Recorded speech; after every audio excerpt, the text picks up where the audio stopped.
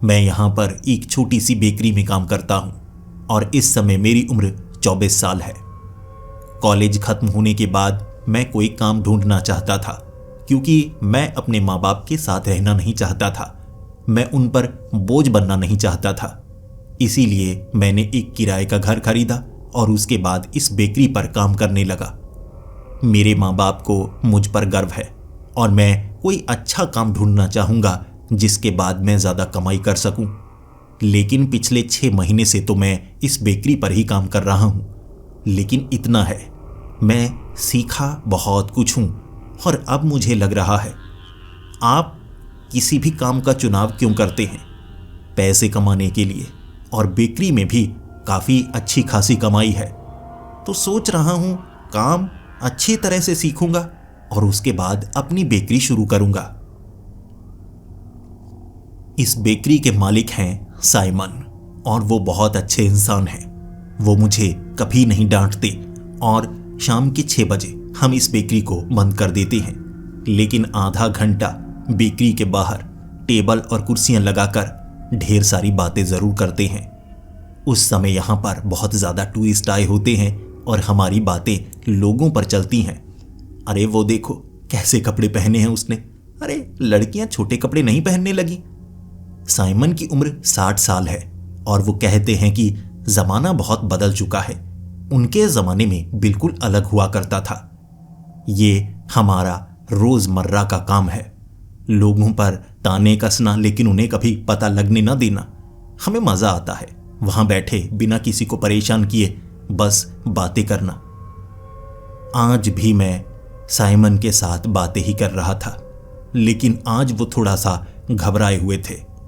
बार बार वो मुझे कहे जा रहे थे कि तुम्हें कुछ बताना है, मुझे थोड़ा डर लग रहा है।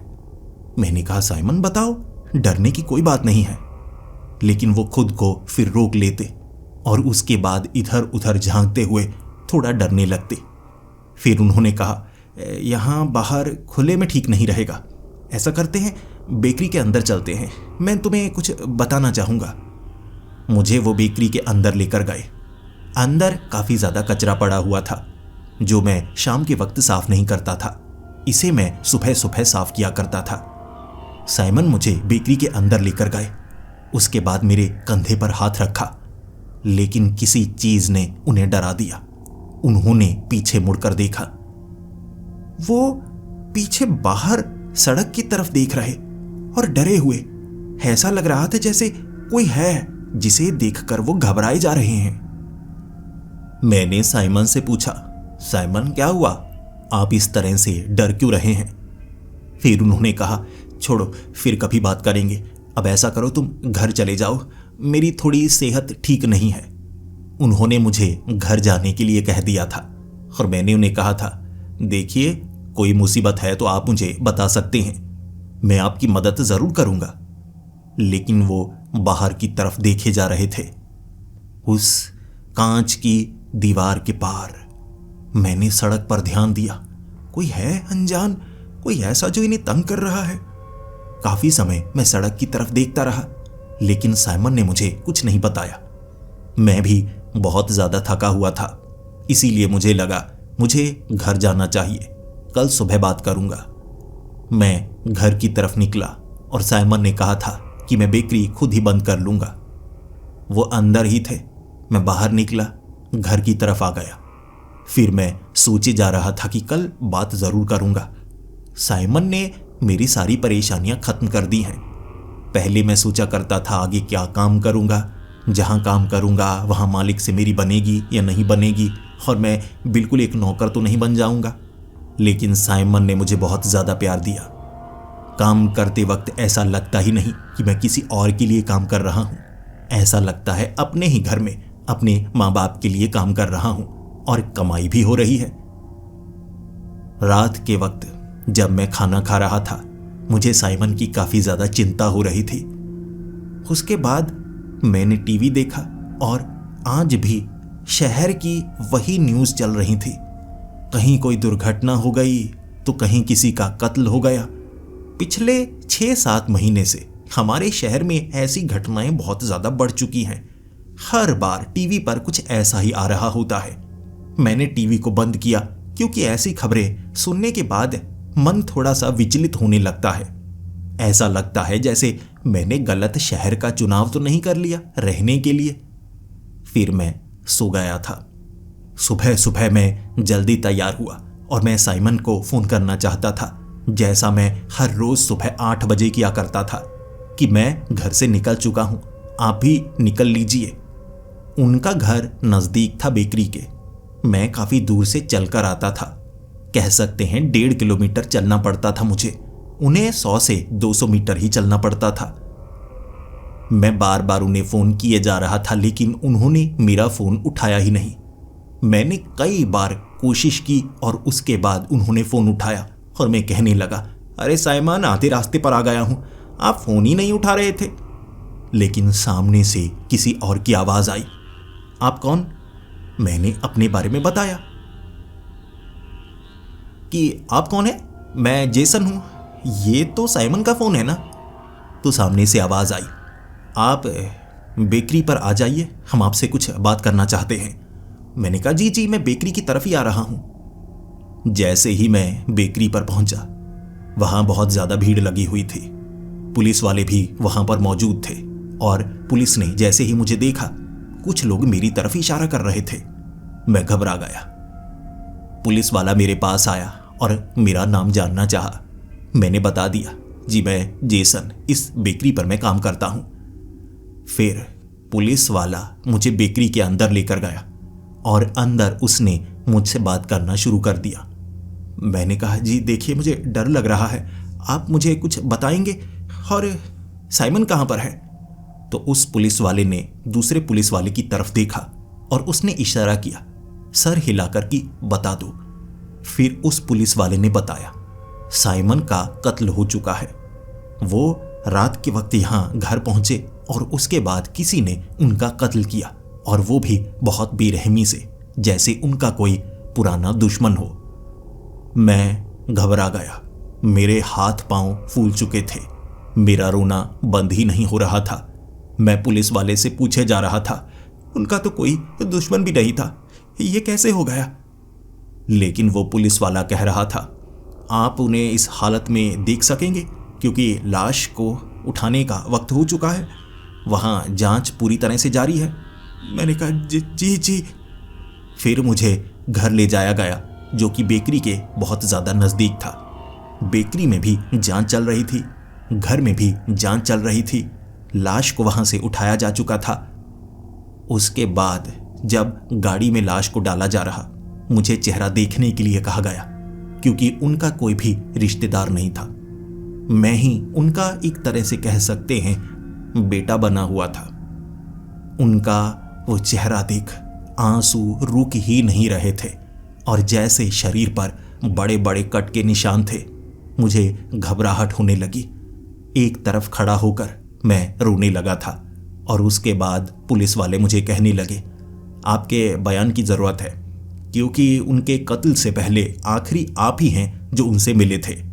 मैंने कहा, जी बिल्कुल, वो हर शाम बेकरी को बंद किया करते थे, हम बाहर बैठा करते थे, कुछ बातें किया करते थे, उसके बाद वो अपने घर की तरफ निकल जाते, मैं अपने घर की तरफ निकल जाता, और सुबह सुबह मैं 8 बजे फ़ोन किया करता था कि मैं घर से निकल पड़ा हूं, आप भी निकल लीजिए।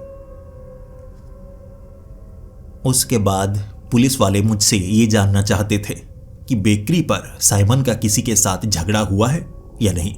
मैंने कहा, जी नहीं, उनका तो किसी के साथ झगड़ा नहीं होता था। कभी कभी कुछ लोग ऐसे आते थे जो झगड़ा करने लगते थे कि ये डोनट अच्छा नहीं बना, ये केक अच्छा नहीं है, तो वो उनसे कुछ भी लिया नहीं करते थे। वो कहते थे कि हमारी इज्जत हमारी बेकरी के साथ है, तो मुझे नहीं लगता कि उनसे कोई नफरत करता होगा। वो तो भलाई के काम भी बहुत ज़्यादा किया करते थे। फिर पुलिस वाले मुझसे पूछने लगे, अगर ऐसा है तो पिछले कुछ दिनों में कुछ ऐसा जो आपको अजीब लगा हो, क्योंकि अब उनका कत्ल हो चुका है तो ऐसे कत्ल सोच समझ कर किए जाते हैं। कोई ऐसा जो उनका पीछा कर रहा हो, तुम्हें लगे कोई अनजान। तब मुझे याद आया, अरे हाँ, एक बात है, कल शाम को जब मैं घर की तरफ निकलने वाला था, वो मुझे कुछ बताना चाहते थे, लेकिन वो खुद को रोके जा रहे थे। फिर मुझे वो बेकरी के अंदर लेकर गए और तब बाहर की तरफ झांक रहे थे। बेकरी वाली कांच की दीवार से बाहर देखते हुए वो डर रहे थे।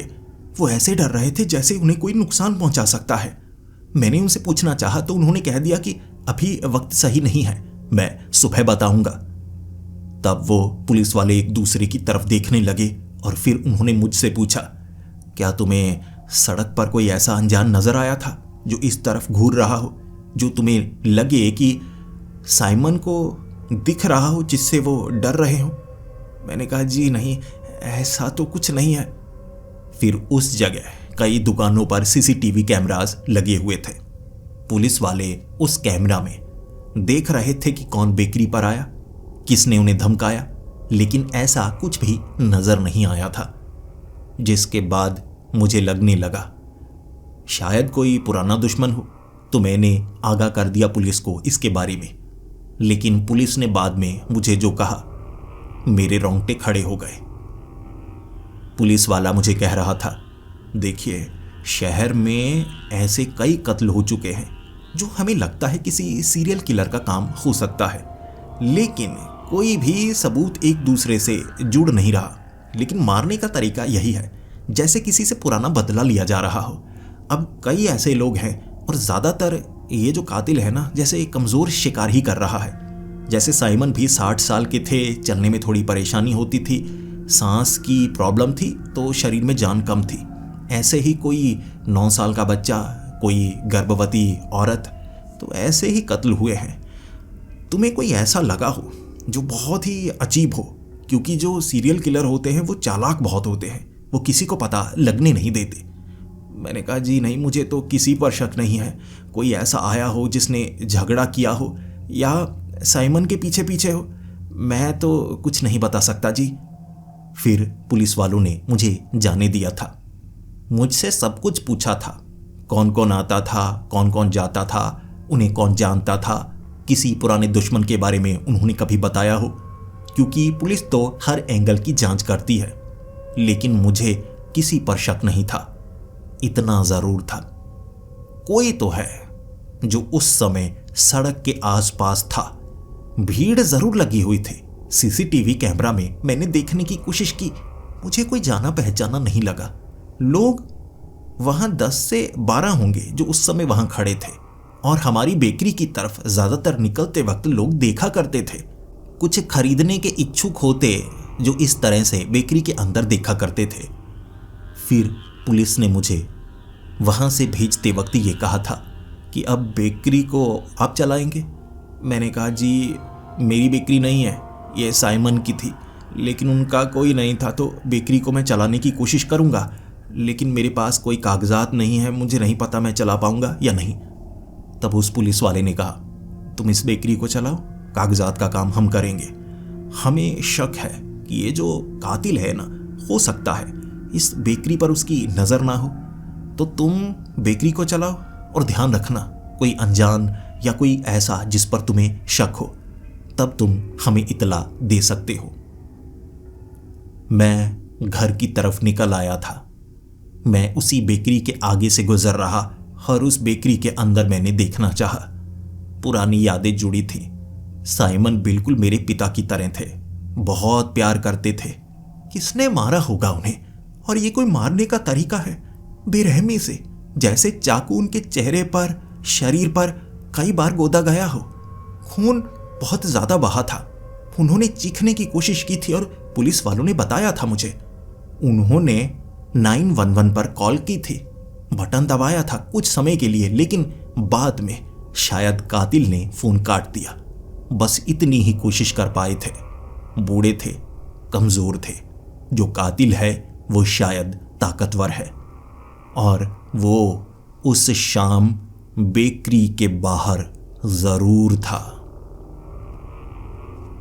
वो रात मुझे सही से नींद आई ही नहीं। मुझे पहले मेरा भविष्य दिखा करता था जो कितना अच्छा होने वाला है।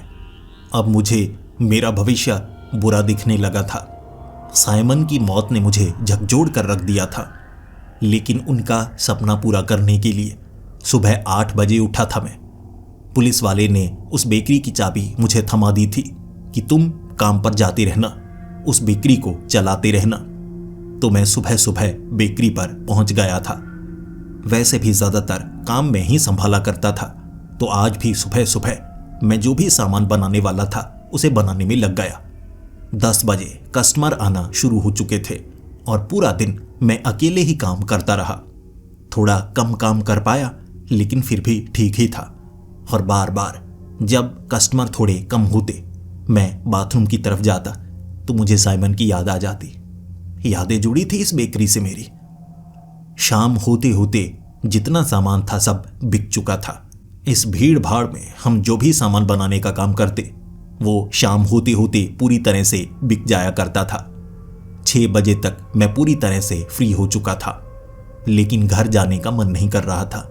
इसीलिए बेकरी के बाहर टेबल और कुर्सी लगाकर मैं बैठा रहा और ऐसा एहसास करता रहा जैसे साइमन मेरे साथ हों। फिर इधर उधर झांकने लगा, क्योंकि यहां पर टूरिस्ट काफी ज्यादा आते थे। लगभग सभी के सभी मेरे लिए अनजान थे। कुछ करीब से गुजरते, कुछ ने लिफाफों में छाता डाला हुआ होता। मुझे ऐसा लगता इसमें तलवार तो नहीं, किसी ने जेब में कोई चाकू तो नहीं रखा हुआ, कहीं कोई यहीं पर मेरा गला तो नहीं काट देगा। अब मैं डरने लगा था, इसीलिए बेकरी के अंदर चला गया। समय कब बीत गया पता ही नहीं चला। 7:30 बजे का वक्त हो चुका था। आसपास की कुछ दुकानें बंद हो चुकी।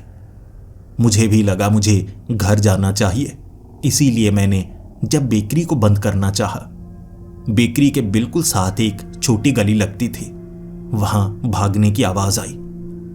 मैं बेकरी का वो शटर बंद ही करने वाला था, तभी ये आवाज ने मुझे चौंकाया, तो मैंने शटर को दोबारा खोल दिया।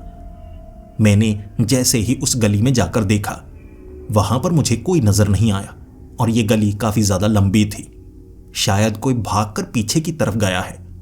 कई बार यहां घूमने आए लोग इस तरह से गलियों से भागकर निकलते हैं, किसी टैक्सी को देखकर या किसी अपने को देखकर। लेकिन क्योंकि साइमन का कत्ल हुआ था, तो मुझे लगा कोई है जो शायद इसलिए भागा क्योंकि मैं शटर बंद करने वाला था। तो मैंने सोचा कि 10 मिनट तक मैं शटर बंद नहीं करूंगा, सफाई करके फिर से अंदर बैठ जाऊंगा। मैंने ऐसा ही किया और मुझे दोबारा चलने की आवाज आई। अब कोई पीछे से चलकर आगे की तरफ आया था। मैंने जैसे ही शटर दोबारा बंद करना चाहा, फिर से पीछे से मुझे भागने की आवाज आई थी। वो आवाज ने मुझे चौंका दिया और मैंने जैसे ही पीछे दोबारा देखा, दोबारा पीछे कोई मौजूद नहीं था।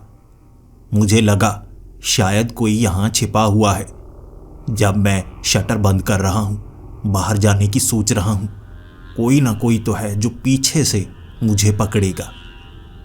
मेरा दिल बैठा बैठा जा रहा था, लेकिन घर जाने का वक्त हो चुका था, इसीलिए मुझे लगा दुकान तो बंद करनी ही होगी। मैंने बेकरी को बंद किया और उसके बाद दोबारा उस गली में देखा। बहुत पीछे स्ट्रीट लाइट नहीं थी। यह बंद पड़ी गली है, क्योंकि यहां जितने भी बड़ी बड़ी दुकानें हैं, शोरूम हैं, उनका पीछे वाला हिस्सा है ये वाली गली। यहां डस्टबिन, गार्बेज बिन सब पड़े हैं, रोशनी कम है। तो मुझे पीछे खड़ा कोई नजर आया, बहुत दूर, और ऐसा लग रहा था जैसे वो मुझे घूर रहा हो। मुझे बहुत ज्यादा डर लगा। मैं उसका डील डॉल देख पाया, लेकिन उसका चेहरा नजर नहीं आया। मैं जल्दी से वहां से निकला। मुझे 1.5 किलोमीटर चलकर जाना था और जिन रास्तों से निकलकर मुझे जाना था वो रास्ते ज्यादातर खाली हैं। माना आसपास घर हैं, लेकिन यहां इस समय लोग घरों से बाहर नहीं निकलते। आपको पूरी तरह से सुनसान का एहसास होता है। मैं जल्दी जल्दी भागने लगा और मैं रुकना नहीं चाहता था। मैंने बार बार मुड़कर पीछे देखा। बिल्कुल खाली रास्ते पर भी दूर मुझे पीछे कोई चलता हुआ नजर आया। ये वही आदमी था जो वहां गली में नजर आया। ना तो मैं उसका चेहरा देख पाया और ना ही मुझे ये पता चल पाया वो कौन है। मैं भागकर घर पहुंचा और तब तक मुझे सांस चढ़ी हुई थी। घर पहुंचकर सबसे पहले मैंने पुलिस स्टेशन फोन किया।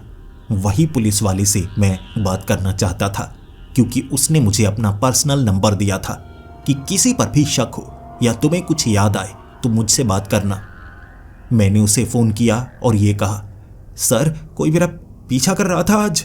सर बेकरी के आसपास कोई तो है, मुझे लगता है वो कातिल है सर। उसने कहा, तुमने उसे देखा? मैंने कहा, नहीं नहीं सर, वो काफ़ी ज़्यादा दूर था, लेकिन मुझे शक है वो गली में भी था, फिर मेरे पीछे भी आया। उस पुलिस वाले ने पूछा, वो कितना पीछे था? मैंने कहा, बहुत ज़्यादा दूर।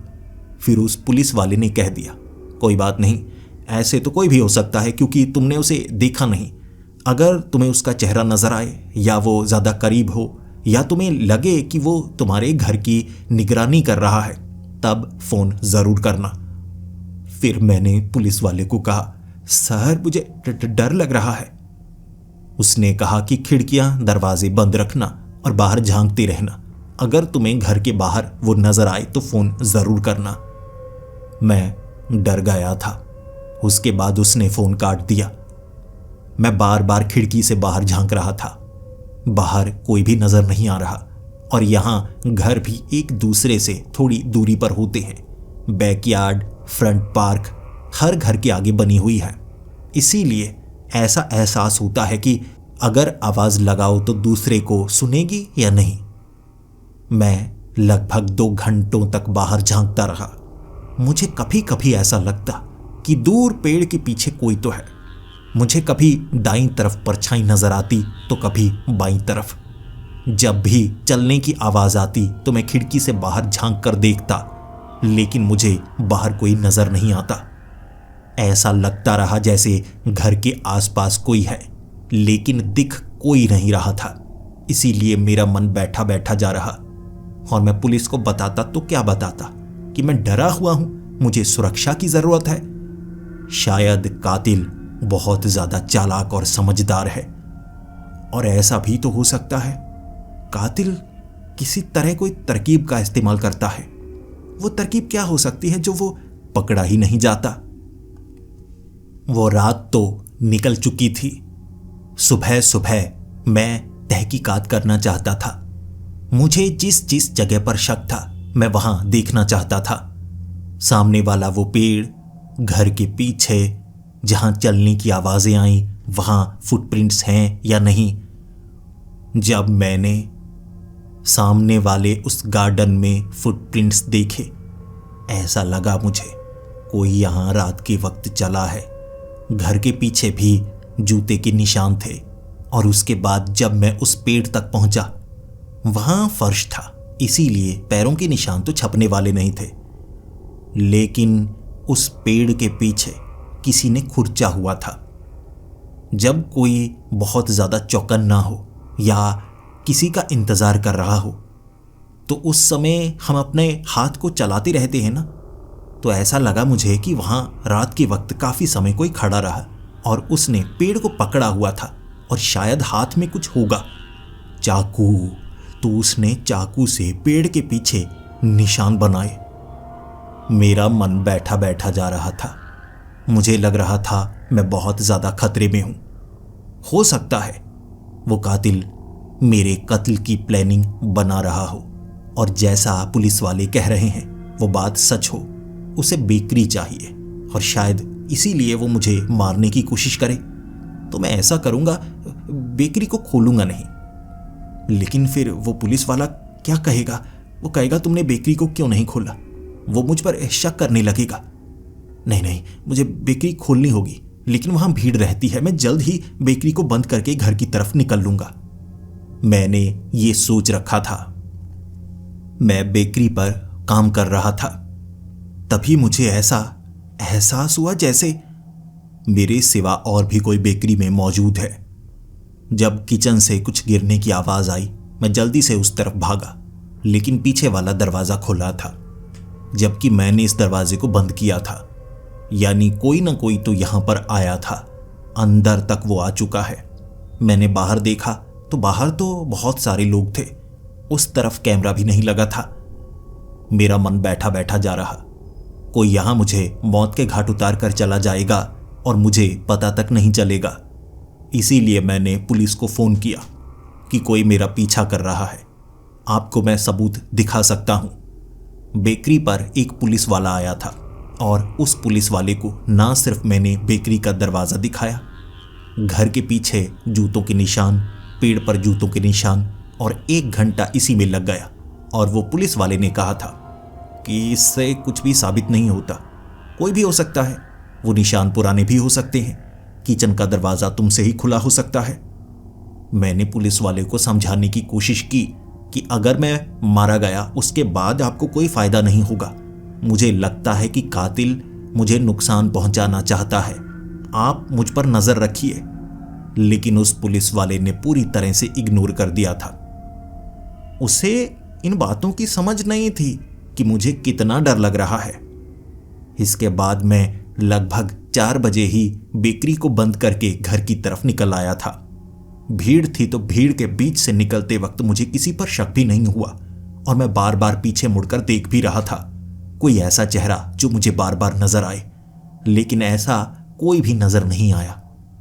घर पहुंचने के बाद मैंने किचन की दीवार पर लिखा हुआ पाया, ढूंढने की कोशिश मत करो।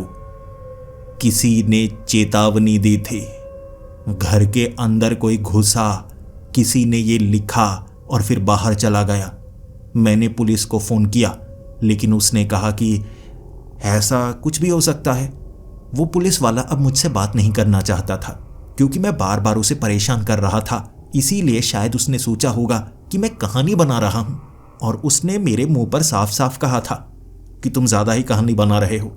कभी भी वो कातिल ने किसी और का कत्ल नहीं किया जो उसे जानता पहचानता हो, यानी कि इससे तो वो साफ पकड़ा जा सकता है। ऐसा कभी नहीं हुआ। मैं उन्हें समझा रहा था मैं खतरे में हूँ, साफ साफ लिखा गया है कि मुझे ढूंढने की कोशिश मत करो। लेकिन अब मुझे लग रहा था इस सब का पता मुझे खुद लगाना होगा, बिना किसी की नजर में आए। रात के वक्त तक मैंने पूरी खिड़कियां बंद रखी थीं, दरवाजा बंद रखा था। कोई बाहर चल रहा है तो मुझे उससे कोई फर्क नहीं पड़ना चाहिए, मुझे अपनी जान बचानी है। मैं खिड़कियों से झांकता रहा। बाहर से हल्की फुल्की आवाजें जरूर आती रहीं, कोई भी हो सकता था बाहर। लेकिन उसके बाद मैं सो गया, और सुबह के वक्त मुझे जो देखने को मिला उसने मेरे रोंगटे खड़े कर दिए थे। सुबह सुबह दरवाजा खुलने की आवाज आ रही, फिर ऐसा लग रहा जैसे हवा का झोंका कमरे तक आ रहा हो। मैंने जल्दी से जाकर दरवाजे को देखा तो वो खुला था। दरवाजा मैंने अंदर से बंद किया था। किसी ने खिड़की के जरिए या किसी भी तरीके से अंदर आकर उस दरवाजे को खोला होगा। ये मेरे लिए एक चेतावनी थी। अब मुझे डर लगने लगा था। कोई घर के अंदर तक घुस आया, उसे मेरे घर के बारे में पता है। फिर मैं बेडरूम में पहुंचा और मैं देखना चाहता था कोई मेरे बेडरूम तक तो नहीं आया। वहां पर मिट्टी थी, गार्डन की मिट्टी। मैं हमेशा जूते झाड़कर घर के अंदर आता हूं। इस तरह से मिट्टी लेकर मैं अपने कमरे तक कभी नहीं आता। मिट्टी ये साफ दर्शा रही थी कोई मेरे कमरे के अंदर तक आया, यानी खतरा बड़ा है। जब मैंने अपना मोबाइल उठाया तो मेरे मोबाइल में कुछ तस्वीरें खींची गई थीं। वो तस्वीरें कब खींची गई मुझे नहीं पता, लेकिन ये रात की तस्वीरें थीं, अलग अलग कमरों की तस्वीरें। जब मैं सोया हुआ था किसी ने मेरा फोन उठाया, हर एक कमरे की तस्वीर खींची, और अगर मैं पुलिस वाले को इसके बारे में बताने की कोशिश भी करूंगा वो मानेगा नहीं। वो कहेगा मैं कहानी बना रहा हूं, तस्वीरें मैंने खींची होंगी। अब मैं सोच में पड़ा हुआ, कोई घर के अंदर आया, तस्वीरें खींची मुझे चेतावनी देने के लिए। मारना चाहता तो मुझे मार भी सकता था। मुझे लगता है मैं बड़ी मुसीबत में हूं। अब मुझे क्या करना चाहिए? मुझे कुछ भी समझ में नहीं आ रहा था। लेकिन मैंने छत पर जो लिखा हुआ पाया, उसके बाद मैं बता नहीं सकता कैसे डर रहा था मैं। छत पर लिखा था, मुझे ढूंढने की कोशिश मत करो और गहराई में मत जाओ, तुम खो जाओगे। मुझे लगा इसे छोड़ देना चाहिए। कातिल है तो है, लेकिन मेरे घर तक आ गया, बस मुझे चोट ना पहुंचाए। मैं उसे कैसे बताऊं कि नहीं ढूंढूंगा मैं। मन ही मन मैंने ये सोचा था, अब मैं बेकरी पर जाऊं या ना जाऊं, मुझे ये सोच सबसे अलग लग रही। इससे उसे ऐसा तो नहीं महसूस होगा कि मैंने अपनी दिनचर्या बदल ली है। मुझे लगता है मुझे बेकरी पर जाना चाहिए। जो मुझ पर नज़र रखता है उसे ढूंढना तो होगा, क्योंकि खतरे को जब तक आप ढूंढते नहीं आप उससे बच कैसे सकते हैं। सुबह सुबह मैं बेकरी की तरफ निकला और बेकरी पर काम करना शुरू कर दिया, लेकिन मैं डरे जा रहा था। वो कब मुझे मार देगा मुझे नहीं पता। पुलिस वाले मुझ पर यकीन नहीं कर रहे और हालात ऐसे पैदा हो रहे हैं कि मैं खुद को बचाने की कोशिश करूं भी तो लग रहा है शायद ना बचा पाऊं। मुझे घर के ताले बदलने होंगे। हो सकता है मुझे घर बदलना पड़े ताकि वो कातिल मेरा पीछा ना कर सके। मैं बेकरी पर था और मुझे रात के वक्त लगता रहा कि कोई तो है। दिन भर मुझे चीजें हिली हुई मिलती, पीछे वाला दरवाजा खुला हुआ मिलता, कोई बार बार मेरी बेकरी के अंदर आ रहा था। इसीलिए मुझे लगने लगा था पीछे वाला दरवाजा बंद कर लेता हूं, लेकिन वो दरवाजे को अंदर से ही खोला जा सकता था। उसके बावजूद बार बार वो दरवाजा मुझे खुला हुआ मिलता, पीछे से चलने की आवाजें आती रहती। भीड़ में मुझे ये समझ में नहीं आ रहा था कोई मुझ पर नजर रख रहा है या नहीं, लेकिन कुछ लोग ऐसे होते हैं जिन्होंने मास्क पहना होता है, टोपी लगाई होती है। हो सकता है टोपी बदल लें, मास्क बदल लें, दाढ़ी रख लें। ऐसे कोई एक ही इंसान बार बार उस जगह पर आता रहेगा, मुझ पर नजर रखता रहेगा तो मैं पता नहीं कर पाऊंगा। ये सोचकर मुझे डर लगता गया और फिर मैंने ठान लिया, मुझे उस कातिल के बारे में पता तो लगाना होगा। जो पुलिस वाले नहीं कर पाए वो मुझे करना होगा, क्योंकि अगर उसने कभी भी मुझे मार दिया तो मैं क्या ही कर पाऊंगा। अगर उसके बारे में पता हो वो मुझ पर नजर रखता है, मैं उस पर नजर रखूंगा, सबूत इकट्ठे करूंगा और फिर पुलिस को दूंगा वो सबूत और वो कातिल पकड़ा जाएगा। कम से कम साइमन की मौत का बदला तो ले पाऊंगा। मेरे पिता के समान थे वो। फिर मैं साइमन के घर गया। घर जाकर सामान को मैं खंगाल रहा था। उसके बाद मुझे साइमन की डायरी भी मिली, जिसमें वो लिखा करते थे बेकरी में क्या क्या होता है। और मुझे इस बात की बड़ी हैरानी हुई कि पिछले कुछ समय से साइमन कह रहे थे कि मुझे लगता है मेरे घर के आसपास कोई होता है, मुझे शक है, कोई जाना पहचाना सा। उन्होंने डायरी में नाम नहीं लिखा, लेकिन इतना लिखा था, कोई जाना पहचाना, यानी उन्हें किसी पर शक था। फिर उन्होंने डायरी में उस रात की बात भी लिखी थी कि मैं कैसे बताऊं, जेसन समझ नहीं पाएगा, वो शायद मुझ पर शक करने लगेगा, फिर हमारा रिश्ता खराब हो सकता है। और जो भी मेरा पीछा कर रहा है वो मुझे नुकसान पहुंचाना चाहता है और मेरी मदद सिर्फ जेसन कर सकता है। उन्होंने अपनी डायरी में ये लिखा था, मैं उनकी मदद कर सकता हूं, लेकिन कैसे? उन्हें उस रात मुझे वो बता देना चाहिए था, शायद मैं उन्हें बचा पाता। अब तो मैं बदला लेना ही चाहता था, लेकिन मुझे नहीं पता कैसे। जब मैं साइमन के घर पर था, अचानक कुछ टूटने की आवाज आई मुझे। वहां कांच बिखरा हुआ था। किसी ने यहां पर सामान की तोड़फोड़ की थी। शायद मुझसे पहले यहां पर कोई आकर गया होगा। सामान की तोड़फोड़ की गई थी, लेकिन किसी ने पुलिस को भी शायद बता दिया होगा। मैं साइमन के घर पर था, वहां घर को सील किया गया था। मैं किसी तरह से दरवाजे के रास्ते अंदर घुसा था और मैं नहीं चाहता था किसी को पता लगे, लेकिन पुलिस को किसी ने शायद इतला दे दी। हो सकता है मुझे घर के अंदर घुसते हुए किसी ने देखा, या किसी ऐसे ने इतला दी जो चाहता था कि मैं घर में पकड़ा जाऊं। पुलिस वाले मुझे घेर चुके थे। मैं खुद ब खुद घर से बाहर आ गया। उन्होंने मुझसे पूछताछ की। वही पुलिस वाला कह रहा था, तुम घर के अंदर क्या कर रहे थे?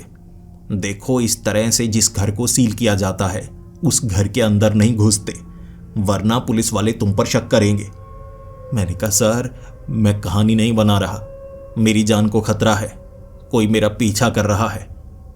मैंने पुलिस वाले को सब कुछ बताया। कोई बेकरी का दरवाजा खोलता है, लेकिन बड़े कमाल की बात है, वो दरवाजा अंदर से ही खोला जा सकता है, दूसरी तरफ से नहीं।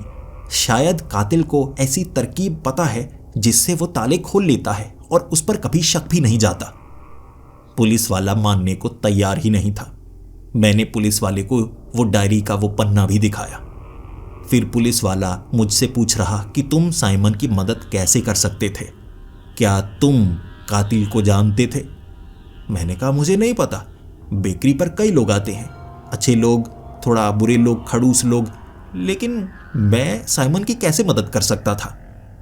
फिर लगभग 1 दिन मुझे लॉकअप में रखा गया क्योंकि मैंने ट्रेसपासिंग की थी, और वो भी एक ऐसे घर में जिसे सील किया गया था। उसके बाद मुझे इस बात पर छोड़ा गया कि अब मैं इस केस में कुछ भी खराब ना करूं। अगर दोबारा मैंने उस घर में घुसने की कोशिश की, सबूत बदलने की कोशिश की, तो मुझे पकड़ा जाएगा। मैंने कहा सर, मैंने वो चीजें नहीं तोड़ी। वो पुलिस वाला मान ही नहीं रहा था, और वैसे भी घर के अंदर मैं घुसा, किसी और को घर के अंदर घुसते देखा नहीं गया। शायद किसी पड़ोसी ने पुलिस को फोन कर दिया होगा।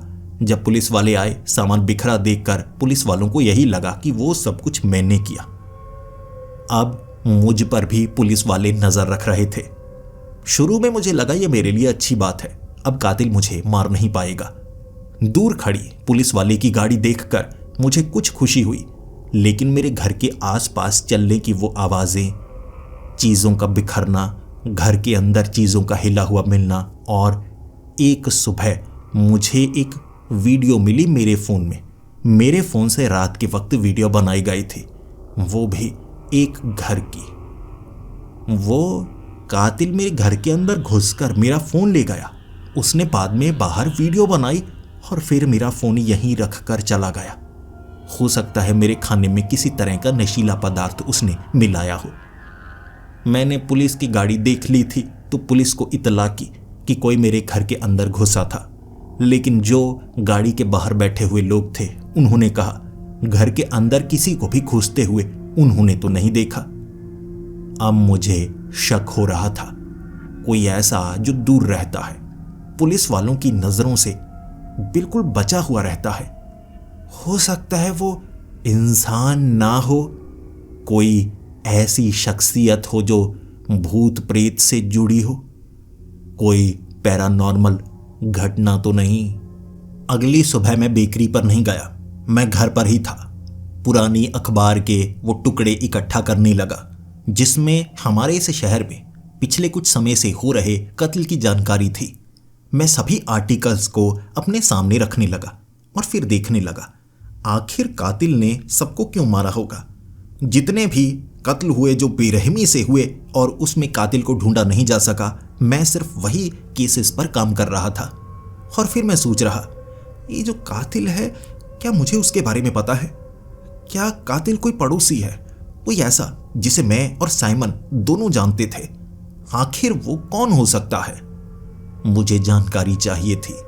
और जब मैं सभी आर्टिकल्स को जोड़ता चला गया, मुझे ऐसा लगने लगा, अरे जितने भी कत्ल हुए सब लोग बेकरी पर जरूर आए थे। हमारे पुराने ग्राहक, सभी के सभी जितने भी कत्ल हुए, मैं उन लोगों को ध्यान से देखकर पहचान सकता था। कभी ना कभी मैंने उन्हें देखा हुआ था। अब मैं सोच में पड़ा हुआ, ऐसा तो नहीं हमारी बेकरी के आसपास जो दुकानें हैं उनमें से कोई ऐसा साइको किलर है जो ये देखता है कि आसपास कौन आ रहा है और वहां से वो पहचान कर लेता है। अरे हाँ, काफ़ी लोगों की जानकारी लेने के लिए खास पड़ोस में जो कोल्ड ड्रिंक की दुकान है, या सामने एक जनरल स्टोर है, अरे पीछे कॉफ़ी शॉप, वो लड़के भी यहाँ काम मांगने के लिए आते रहते हैं। मेरे साथ कभी कभी बदतमीजी भी करते हैं कि मैं काम छोड़कर चला जाऊं ताकि वो काम करे। कहीं ऐसा तो नहीं काम के लिए? नहीं, सिर्फ काम के लिए किसी का कत्ल करना ठीक नहीं लगता। मुझे लगता है उनमें से कोई साइको किलर हो सकता है, और अगर मैंने पुलिस को बताने की कोशिश की वो मुझ पर यकीन नहीं करेंगे, और मैं नहीं चाहता इस दलदल में मैं फंसूं, क्योंकि पुलिस वाले जिस पर शक करने लगते हैं उन्हें अगर सबूत मिल जाए ना, वो किसी को भी फंसा सकते हैं। तो मेरे खिलाफ छोटा सा भी कोई सबूत मिला, मैं इस चक्रव्यूह में फंस जाऊंगा, जबकि कातिल खुला घूम रहा होगा। और ऐसा चालाक कातिल करते हैं। सीरियल किलर कोई साधारण इंसान नहीं होते, बहुत चालाक होते हैं। जो ऐसे कत्ल कर सकता है, सबूत नहीं छोड़ता, वो मुझे फंसा भी सकता है। मैं इस पर काम ही कर रहा था। एक सुबह लगभग 2 से 3 दिन बाद पुलिस वाले घर के बाहर ही थे। मैंने रात के वक्त उन्हें देखा था। सुबह के वक्त जब मैं उठा, नहाने के लिए बाथरूम गया, तो मेरे कपड़ों पर कुछ निशान थे। वो निशान खून के थे। मेरे कपड़ों पर खून के धब्बे। और मैं तो सोचता रह गया, हे भगवान, ये क्या? जैसे खून के छींटे डाले गए हों। मेरे शरीर पर कोई निशान तो नहीं। मेरे शरीर पर कोई कट का निशान नहीं था। ये शायद मेरा खून नहीं था, ये किसी और का खून था। यकीनन वो कातिल ने ऐसा किया होगा। उसने यहां आकर कुछ किया। शायद वो किसी को मारने से पहले इस तरह से काला जादू, हाँ, काला जादू किया गया है मुझ पर। अब मैं क्या करूं? अगर मैंने पुलिस को बताने की कोशिश की, ये सिर्फ छींटे नहीं है, जैसे हाथ को पहुंचा गया है। हो सकता है यह कातिल का खून हो, या हो सकता है यह किसी और का खून हो। क्या करूं मैं? मैंने उन कपड़ों को वार्डरोब में रख दिया था। फिर मैं चुपचाप बेकरी में गया था। काम किया मैंने, और दोपहर के वक्त पुलिस वाले उस बेकरी पर आ चुके थे। मुझसे सवाल पूछे जा रहे थे।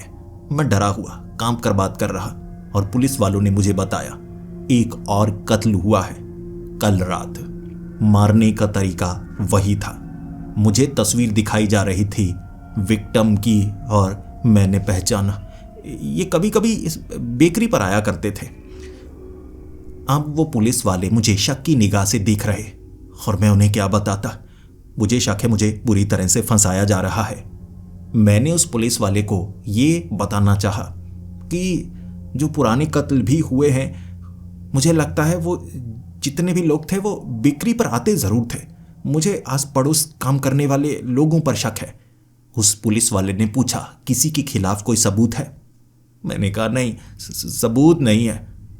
वो जिस तरह से कठोर शब्दों का इस्तेमाल कर रहे थे, मुझे इतना साफ हो गया था अब वो मुझ पर शक कर रहे हैं। और अगर मेरे घर में खून से लथपथ वो कपड़े मिल गए ना, हो सकता है वो मुझे कातिल समझें।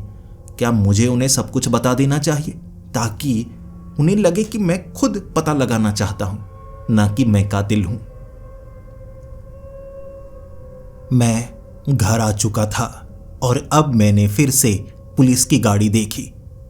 अब 2 पुलिस की गाड़ियां थी, घर की 2 अलग अलग दिशाओं में खड़ी। मैं घबराने लगा था। उस रात मुझे सुरक्षित जरूर महसूस हुआ, और नींद भी बहुत ज्यादा आ रही थी। और अगली सुबह तो मैं और भी ज्यादा डर गया। अगली सुबह मेरे फोन में मेरी सेल्फी थी। मैं सोया हुआ नहीं, आंखें खुली थी मेरी, जबकि मैंने वो तस्वीरें खुद की खींची ही नहीं। ऐसा लगा जैसे मेरे शरीर पर किसी ने कब्जा किया हो और तस्वीरें खींची हों। मेरा दिमाग घूमने लगा। ऐसा तो नहीं किसी ने मुझ पर वशीकरण या ऐसा कुछ किया? अगर ऐसा है तो मुझे पुलिस को बताना होगा, ऐसे तो मैं बहुत बुरी तरह से फंस जाऊंगा। मैंने खुद घर से बाहर निकलकर वो पुलिस की गाड़ी तक पहुंचकर उन्हें ये सब बताया। वो पुलिस वाले मेरे साथ घर में आए। मैंने उन्हें खून से सनी हुई वो शर्ट दिखाई। उसके बाद उन्होंने मुझे पकड़ लिया था, और मैंने उन्हें कहा, जी मुझे सुरक्षित रखिए, मुझे लगता है मेरे शरीर पर कोई ताकत कब्जा करती है।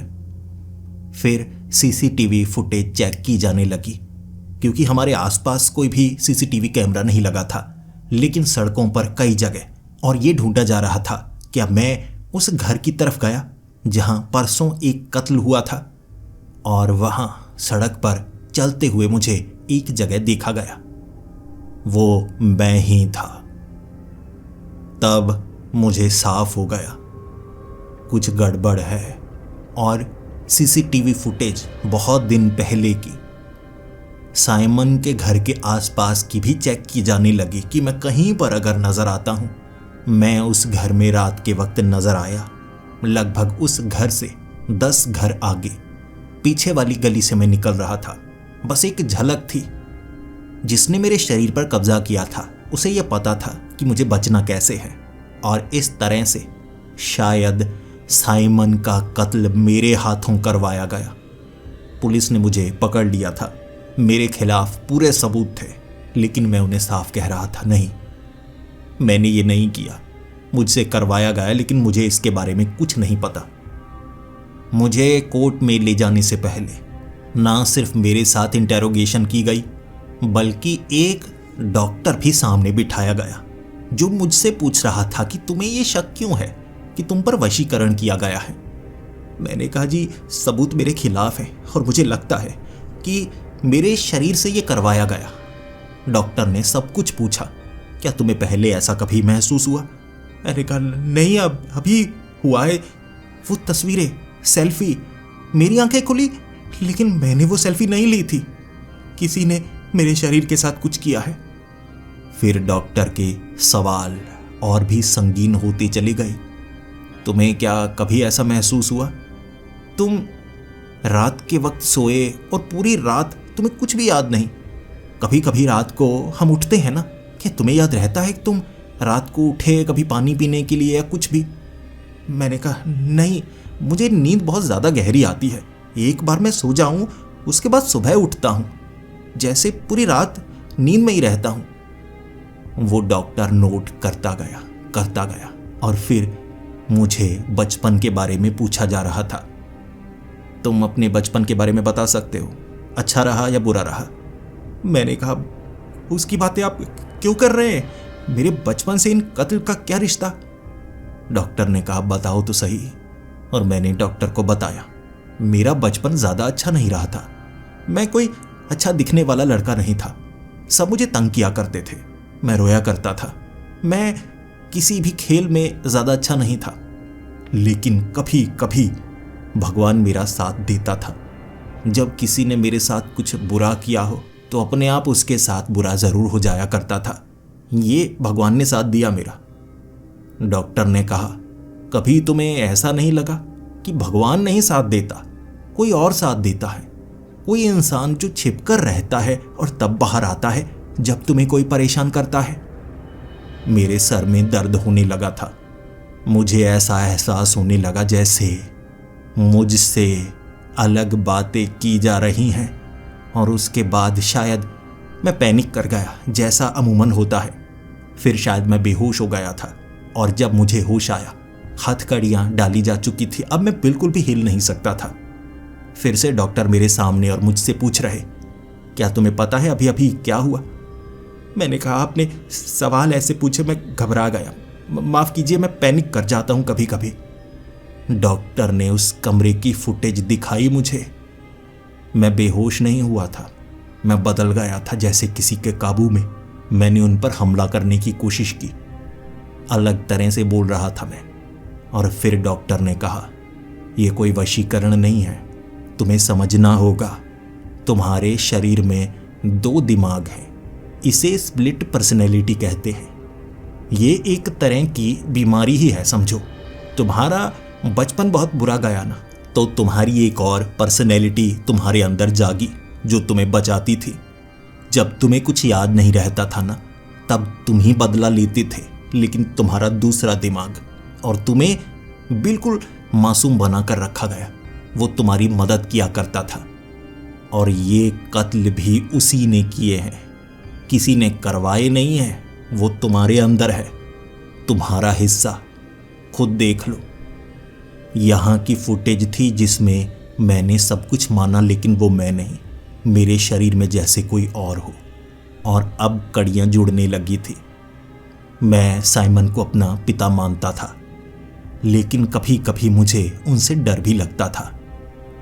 डर इसलिए लगता था कि कहीं वो मुझे चोट तो नहीं पहुंचाएंगे, वो कहीं कोई पागल तो नहीं निकलेंगे जो कल बदल जाएंगे और मेरा गला घोंट रहे होंगे, और तब मुझे पता लगेगा वो तो झूठा बनने का दिखावा कर रहे थे।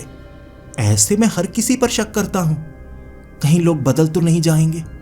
अब सब कुछ ठीक हो रहा था, बचपन की तरह नहीं होगा। अब मैं सब कुछ समझ चुका था। डॉक्टर के सामने मैं रोने लगा और मैंने कहा, मुझे फांसी दीजिए, ऐसे तो मैं लोगों को मारता रहूंगा। शायद मेरे अंदर वो जो है ना, वो गुस्से से भरा हुआ है, क्योंकि मेरे साथ बहुत बदसलूकी हुई, मेरे साथ सबने बुरा किया था, तो वो बदला लिया करता था। वो भगवान नहीं थे, वो करता था। तभी कई बार कुछ लोग कहते थे कि तुम वहां क्यों थे, उसे क्यों मारा, और मैं कहता नहीं, भगवान आए होंगे। भगवान किसी का भी रूप अपनाकर आपके साथ जो बुरा करता है वो बुरा करते हैं ना। अब मैं जान गया। मैंने उस डॉक्टर को कहा था, मुझे फांसी दीजिएगा, मुझे दर्द ना हो बस, क्योंकि मैंने कत्ल किए हैं, मुझे सजा मिलनी चाहिए। तब डॉक्टर ने कहा था, सजा तो मिलेगी, लेकिन जो कातिल है उसे सजा मिलेगी, तुम्हें नहीं मिलेगी। तुम्हारा इलाज होगा एक अस्पताल में, जिसे मेंटल हॉस्पिटल कह सकते हैं।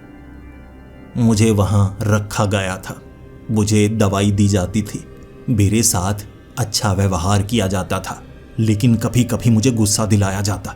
उस खास कमरे में मेरी ट्रीटमेंट करने के लिए कभी कभी बिजली के झटके दिए जाते, जो थोड़े डरावने होते, लेकिन मेरे शरीर पर उसका थोड़ा कम असर होता।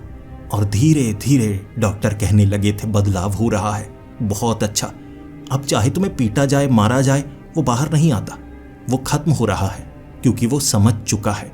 वो सिर्फ दिमाग का हिस्सा है जो तुम्हारे कंट्रोल में धीरे धीरे आएगा और तुम पूरी तरह से ठीक हो जाओगे। 2 साल तक मेरा इलाज किया गया और मुझे पूरी तरह से ठीक माना गया। मैंने कहा था डॉक्टर को, मुझे आप छोड़ने क्यों वाले हैं? वो आ जाएगा कभी भी, वो मार डालेगा, मैं कातिल हूं, आप छोड़िए मत, मुझे जेल भेज दीजिए। डॉक्टर ने कहा, नहीं, तुम मासूम हो, तुमने कत्ल नहीं किए थे, वो तुम्हारे अंदर जो था वो कातिल था, उसे मारा जा चुका है, उसे मिल गई सजा। समझो, उसे बिजली के झटके दिए गए, दर्दनाक मौत दी गई उसे। अब तुम ठीक हो, कह सकते हो वशीकरण की तरह कोई भूत था तुम्हारे अंदर, मार दिया उसे। मुझे आजादी दी गई थी, लेकिन एक तरह से सजा के तौर पर मुझे 1 महीने उस सेल में रखा जाना था, और मैं उसी सेल में। खुशी बहुत ज्यादा थी। मर गया वो कातिल। कातिल का अंत होना बहुत ज्यादा जरूरी है। चाहे कोई भी कहानी हो, जब तक अच्छाई नहीं जीतती तब तक अंत नहीं माना जाता। जब 1 महीना उस सेल में बिताने के बाद मैं वहां से बाहर निकल रहा था, डॉक्टर, पुलिस वाले मुस्कुरा रहे थे, सबने मुझे गले से लगाया था, और एक बार मुड़कर मैंने कहा था, वो जिंदा तो नहीं? उन्होंने कहा था, नहीं, वो कातिल मारा जा चुका है, अब इस शरीर में सिर्फ तुम हो। और मैं घर की तरफ बढ़े आ रहा। मैं मान गया था कि मेरे शरीर में जो था वो मर चुका है। हम 2 थे एक शरीर में, सिर्फ एक ही जिंदा है। लेकिन किसी को समझ नहीं आया कि मारा किसे गया है। मैं तो अब भी बच गया, क्योंकि मैं उस मासूम बच्चे से ज्यादा अच्छे से सोच सकता था। वो कायर था, रोया करता था। कितनी बार समझाया उसे, रोने से कुछ नहीं होता। जो परेशान करता है उससे बदला लेना बहुत जरूरी होता है। भगवान नहीं आते सजा देने के लिए, सजा हमें खुद देनी पड़ती है। कितना समझाया उसे, तहकीकात मत करो, उसे मैंने चिन्ह दिखाए, लेकिन वो नहीं समझा। मारा गया। उसे लगा था मैं खत्म हो जाऊंगा। खेल अभी बाकी है।